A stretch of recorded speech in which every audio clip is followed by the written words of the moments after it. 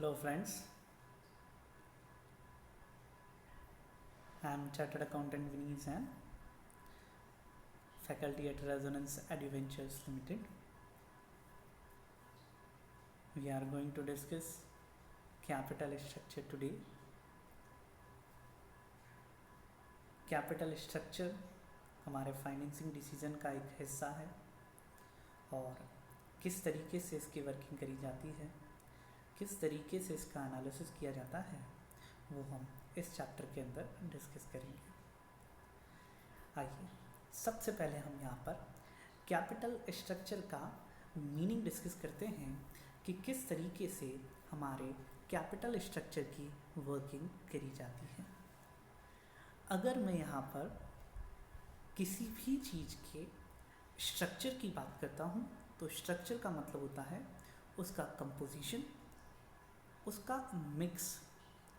यानी कि जैसे हम एक एग्जांपल से समझें कि हम किसी चीज़ के मिक्स की बात कर रहे हैं, लाइक अगर हम डोसे का मिक्स बनाना चाहते हैं, तो अगर आप डोसे का मिक्स बनाना चाहते हो तो उसके अंदर हमें दो चीज़ों को मेन फोकस करना पड़ेगा कि डोसे के मिक्स के लिए हमें कौन कौन सी कंपोनेंट्स की ज़रूरत है और दूसरी उन कंपोनेंट्स के क्वांटिटी कितना कितना हमें रखना होगा।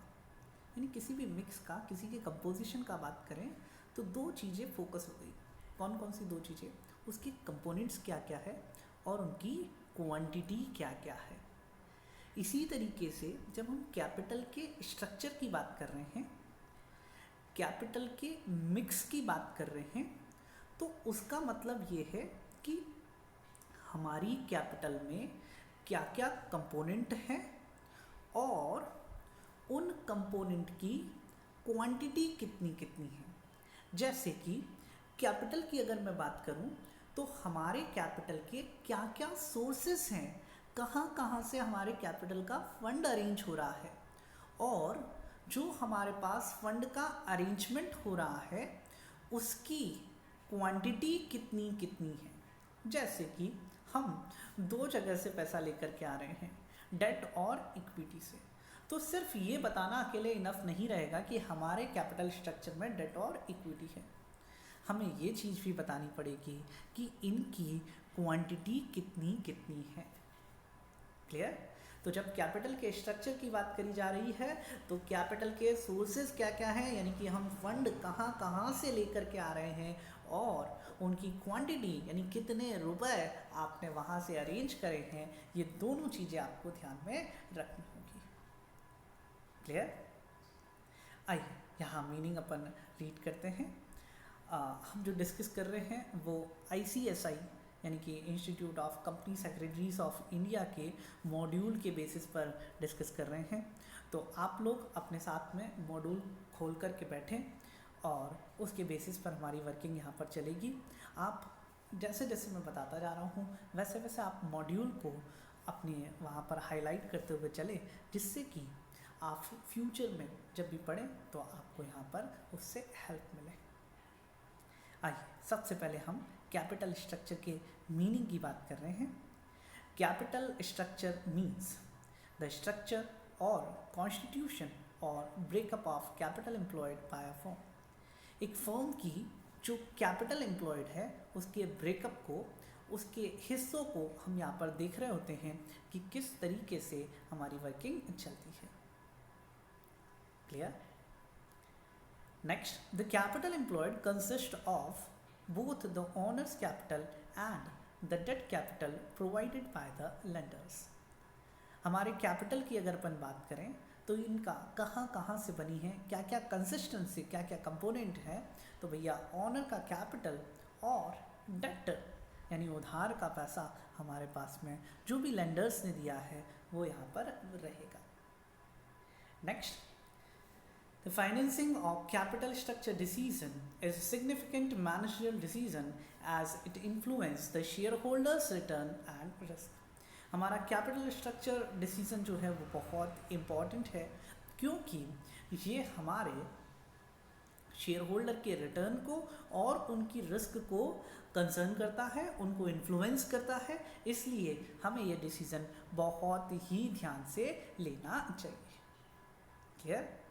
तो यहाँ हमने देखा कि भैया कैपिटल स्ट्रक्चर का मतलब क्या है, कि उसके कॉन्स्टिट्यूशंस और ब्रेकअप की कंपोनेंट्स क्या क्या है और उनकी क्वांटिटी कितनी कितनी है, उसको हम यहाँ पर देख रहे हैं। एक कंपनी के पास में कहाँ कहाँ से फंड आ सकता है, किन किन चीज़ों से कैपिटल एम्प्लॉयड फ्रेम होती है, और ये डिसीज़न हमारे लिए इम्पॉर्टेंट क्यों हैं, क्योंकि हम यहाँ पर इस डिसीज़न से हमारे शेयर होल्डर का रिटर्न और रिस्क जो है वो अफेक्ट होती है। आइए आगे देखते हैं हम। हमारे कैपिटल स्ट्रक्चर के वेरियस टाइप्स हैं, उन टाइप्स को हम यहाँ पर एक एक करके डिस्कस करने वाले हैं। सबसे पहला टाइप है हॉरिजॉन्टल कैपिटल स्ट्रक्चर। जैसे हॉरिजॉन्टल कैपिटल स्ट्रक्चर की बात करें तो ये एक ऐसा कैपिटल स्ट्रक्चर है जो बिल्कुल एक इस तरीके से चलता है। जैसे हम हॉरिजॉन्टल लाइन की बात करें तो हॉरिजॉन्टल लाइन हमारा इस तरीके से रन करता है, यानी कि उसके अंदर किसी तरीके के फ्लक्चुएशंस, अप एंड डाउन्स नहीं होते। ऐसे ही हमारे कैपिटल स्ट्रक्चर के अंदर एक स्टेबिलिटी है, इसके अंदर किसी तरीके के फ्लक्चुएशंस नहीं है, अप एंड डाउन नहीं है। नाउ इम्पॉर्टेंट इज ये फ्लक्चुएशन किस वजह से आ रहे होते हैं। इन फ्लक्चुएशन का रीजन होता है किसी कैपिटल स्ट्रक्चर के अंदर रिस्की कंपोनेंट का प्रेजेंस, यानी कि डेट के प्रेजेंस की वजह से एक अनस्टेबिलिटी आती है, फ्लक्चुएशन आता है। चूंकि हमारे कैपिटल स्ट्रक्चर के अंदर अगर कोई डेट ना हो तो हमारा कैपिटल स्ट्रक्चर स्टेबल कहलाता है। इसलिए हॉरिजॉन्टल कैपिटल स्ट्रक्चर का सबसे पहला और सबसे इम्पॉर्टेंट बेसिक फीचर है कि इन कैपिटल स्ट्रक्चर के अंदर डेट नहीं होता है। पढ़िए पहला point, zero debt components in the structure mix. Capital structure mix के अंदर डेट का कंपोनेंट जीरो होता है। Next, the structure is quite stable है, फ्लक्चुएशंस नहीं है। क्यों नहीं है? उसका reason, expansion of the firms takes in a lateral manner, that is through equity और रिटेन्ड अर्निंग्स ओनली। हम जब भी एक्सपांशन या जब भी हमें फंड का जरूरत होगा, हम कहाँ से पैसा लेकर के आएंगे? हम अपने इक्विटी ऑनर्स फंड से लेकर के आएंगे। सिंपल शब्दों में, डेट से हमारे पास कोई फंड नहीं आएगा। भैया अगर आप डेट को यूज़ नहीं कर रहे हैं तो डेट को यूज़ नहीं करने की वजह से आपके यहाँ पर आपको फाइनेंशियल लेवरेज का एडवांटेज नहीं मिल पाएगा। यानी कि डेट के रिजल्ट के एब्सेंस में, the absence of debt results in the lack of financial leverage, हम अपने अप एंड डाउन से बचने की कोशिश कर रहे थे तो अप से भी बच गए। आप अपने रिटर्न को अपवर्ड नहीं ले जा पाएंगे, डाउनवर्ड भी नहीं जाएगा तो अपवर्ड भी नहीं जाएगा। हम अपने रिटर्न को सिग्निफिकेंटली इंक्रीज नहीं कर पाएंगे। Clear?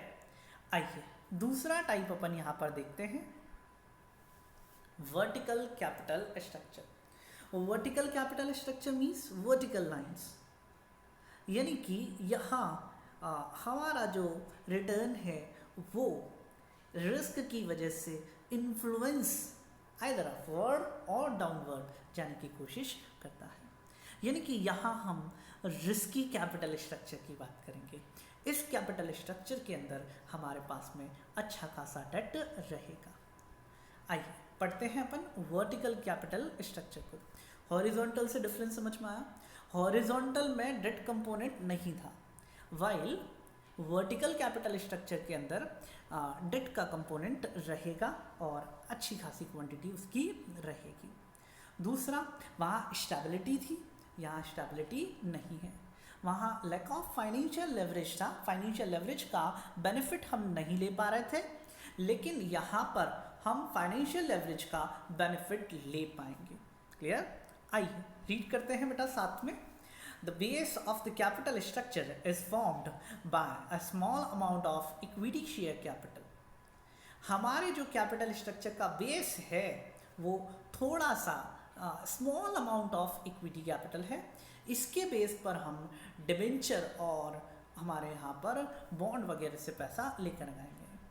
This base serves as a foundation on which the superstructure of preference share capital and debt capital is built. इसके ऊपर हम हमारे डेट कैपिटल स्ट्रक्चर का और प्रेफरेंस शेयर कैपिटल स्ट्रक्चर का स्ट्रक्चर बिल्टअप करते हैं. तो बेस हो गया इक्विटी और उसके ऊपर हमने यहाँ पर डेट और प्रेफरेंस शेयर कैपिटल रखे. The incremental addition in the capital structure is almost entirely in the form of debt. जब भी हम नया पैसा लेकर के आएंगे तो हम रिस्क लेंगे, हम डेट से हमारा पैसा यहाँ पर लेकर के आएंगे. ऐसा करने की क्या वजह हो सकती है? ऐसा करने का जो रीज़न है वो हमारे यहाँ पर बहुत सिंपल है कि डेट की जो कॉस्ट है वो इक्विटी की कॉस्ट के कंपैरिजन में कम है. यानी डेट की कॉस्ट इतनी है और इक्विटी की कॉस्ट इतनी है. डेट की कॉस्ट अगर कम लग रही है तो हम यहाँ पर इस तरीके से वर्किंग करेंगे. Got it?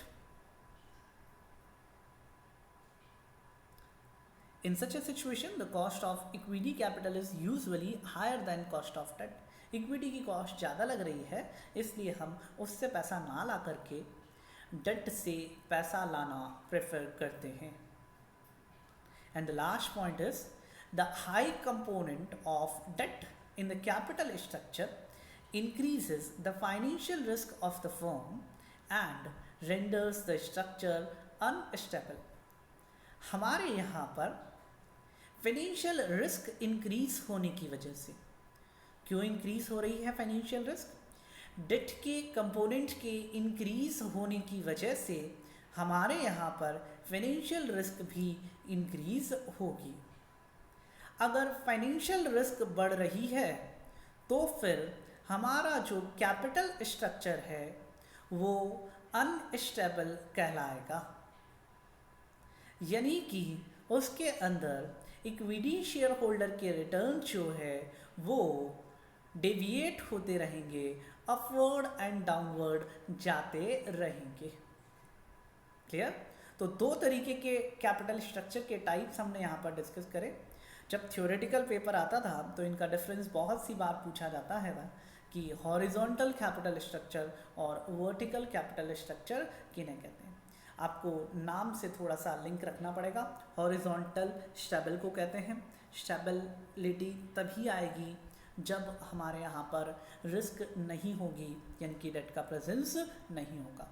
Vertical upward and downward को इंडिकेट कर रहा है. चेंजेस हमारे यहाँ पर आ सकते हैं रिटर्न में. रिस्की कैपिटल स्ट्रक्चर की हम बात कर रहे हैं तो इनमें डेट का प्रेजेंस अच्छी क्वांटिटी के अंदर होता है. क्लियर? नेक्स्ट अगला कैपिटल स्ट्रक्चर है हमारा पिरामिड शेप्ड कैपिटल स्ट्रक्चर. अगर हम पिरामिड शेप्ड कैपिटल स्ट्रक्चर की बात करते हैं तो जैसे हम पिरामिड बनाए तो इस तरीके का हमारा पिरामिड यहाँ पर बनेगा. तो जो पिरामिड का बेस होता है वो बेस इक्विटी होता है. यानी ये जो हमारा कैपिटल स्ट्रक्चर है, आपको डायग्राम भी मैंने यहाँ पर दे रखा है कि अगर हम इसके बेस की बात करें तो बेस इक्विटी होगा. तो अगर बेस इक्विटी है तो यानी ज़्यादा क्वांटिटी इक्विटी की है और डेट का कंपोनेंट कम है. यानी कि इन्हें हम कह सकते हैं कंजर्वेटिज्म अप्रोच के कैपिटल स्ट्रक्चर है. ये लोग रिस्क लेना पसंद नहीं करते हैं. यानी कि यहाँ पर डेट कम रखा जा रहा है. क्लियर? उसके रिस्की होने की वजह से हम यहाँ पर इस तरीके की वर्किंग कर रहे हैं. कभी कभी जब हमारे यहाँ पर वर्किंग सही नहीं चल रही हो तो हमें अगर डेट की कॉस्ट ज़्यादा लग रही हो तो फिर हमें डेट के हिस्से को कम रखना चाहिए. या यूँ कहिए इक्विटी के कंपैरिजन में अगर हमारा डेट का कॉस्ट ज़्यादा लग रहा है तो फिर हम यहाँ पर डेट के हिस्से को रिड्यूस करेंगे, कम करेंगे। यही हमें पिरामिड शेप कैपिटल स्ट्रक्चर बताता है कि इस तरीके के कैपिटल स्ट्रक्चर में किस तरीके से वर्किंग करी जाती है। आइए साथ में पढ़ते हैं एक बार इसको। A pyramid shaped capital structure has a large proportion consisting of equity capital and retained earning. ज़्यादा हिस्सा इक्विटी कैपिटल और रिटेन्ड अर्निंग से है। The cost of share capital and retained earnings of the firm is usually lower than the cost of debt. हमारे यहाँ पर date की और इनकी कॉस्ट कम होती है, सॉरी रिटेन अर्निंग की कॉस्ट यूजुअली डेट की कॉस्ट से कम होती है। इसलिए हम यहाँ पर डेट का हिस्सा, इनको डेट की कॉस्ट ज़्यादा है इसलिए उसका हिस्सा कम रखने की कोशिश कर रहे हैं। और दूसरा बड़ा रीज़न रिस्क के एंगल से है, वो हमने नेक्स्ट पॉइंट में कहा। This structure is indicative the risk averse conservatism firms. ये फर्म्स जो है रिस्क कंजर्वेटिज्म नेचर की होती है। इसका डायग्राम देखिए आप यहाँ पर,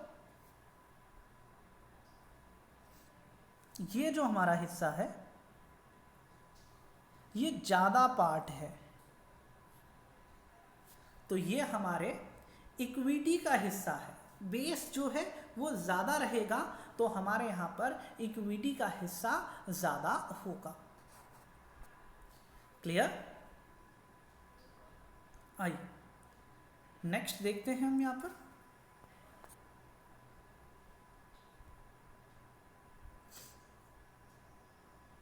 अगला कैपिटल स्ट्रक्चर हमारा inverted pyramid shaped capital structure. जब हम अपने कैपिटल स्ट्रक्चर को इन्वर्ट कर देंगे, सॉरी पिरामिड को इन्वर्ट कर देंगे इस तरीके से, अगेन बेस तो हमारा नीचे का हिस्सा हमारा बेस है, वो इक्विटी को डिनोट कर रहा है। तो आप समझ ही चुके होंगे इस शेप से कि हमारा डेट का जो हिस्सा है वो यहाँ पर ज़्यादा है और इक्विटी का हिस्सा कम है।